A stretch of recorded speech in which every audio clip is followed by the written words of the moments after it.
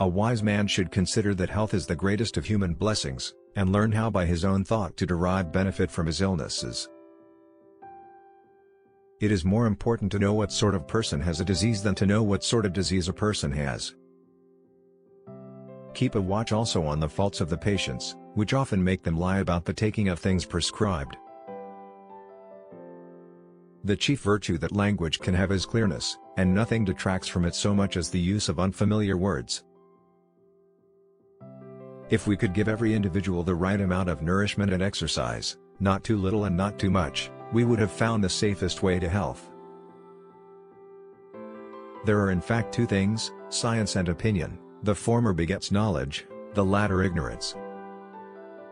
A physician without a knowledge of astrology has no right to call himself a physician.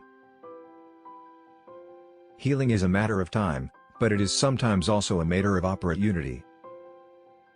All parts of the body which have a function, if used in moderation and exercised in labors in which each is accustomed, become thereby healthy, well-developed and age more slowly, but if unused they become liable to disease, defective in growth and age quickly.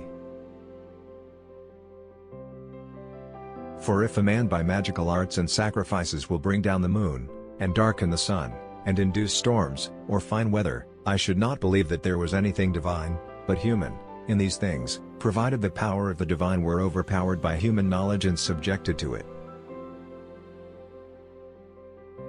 Persons who have a painful affection in any part of the body, and are in a great measure sensible of the pain, are disordered in intellect. Cure sometimes, treat often and comfort always. Before you heal someone, ask him if he's willing to give up the things that make him sick. Life is short, art long, opportunity fleeting, experience treacherous, judgment difficult. Make a habit of two things, to help, or at least to do no harm. Let food be thy medicine and medicine be thy food. Whenever a doctor cannot do good, he must be kept from doing harm. Science is the father of knowledge, but opinion breeds ignorance. What medicines do not heal, the lance will; what the lance does not heal, fire will. Extreme remedies are very appropriate for extreme diseases. Persons in whom a crisis takes place pass the night preceding the paroxysm uncomfortably, but the succeeding night generally more comfortably. What remains in diseases after the crisis is apt to produce relapses.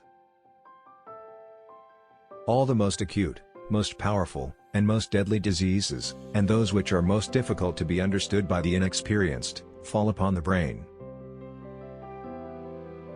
When in a state of hunger, one ought not to undertake labor. Cure sometimes, treat often and comfort always. Avoid sex in old age, because at this age it is safer to use other sources of pleasure. In acute diseases it is not quite safe to prognosticate either death or recovery. Burning yourself will always make you shine for other.